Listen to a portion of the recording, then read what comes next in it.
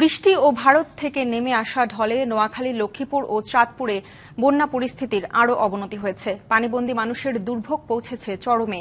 খাবার ও সুপেয় পানির সংকটের মাঝেই কাটছে দিনের পর দিন। এদিকে চাঁদপুর থেকে আমাদের সাথে যুক্ত আছেন সহকর্মী নজরুল ইসলাম আতিক। আতিক, সেখানকার সার্বিক পরিস্থিতি কেমন দেখছেন, বিস্তারিত জানাবেন।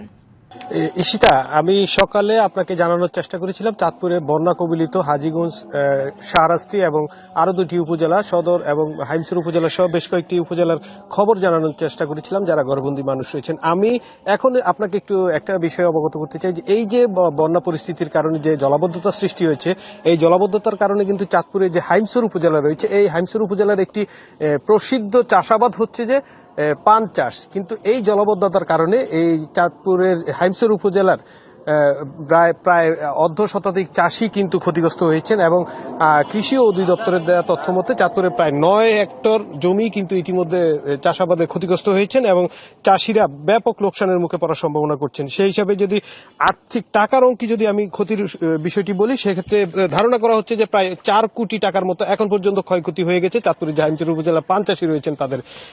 চাষিদের এই যে ক্ষয়ক্ষতির বিষয়ে আমরা সরাসরি চাষিদের কাছ থেকে একটু জানার চেষ্টা করব। আপনার এই বড় যে কি পরিমাণ টাকার ক্ষয়ক্ষতি হয়েছে বলে আপনি? আমাদের বড় বর্তমান 20 লক্ষ টাকার মতন এই বন্যায় ক্ষয়ক্ষতি হয়েছে। এমন শত কৃষক এইভাবে গেছে গিয়ে পানের বোর।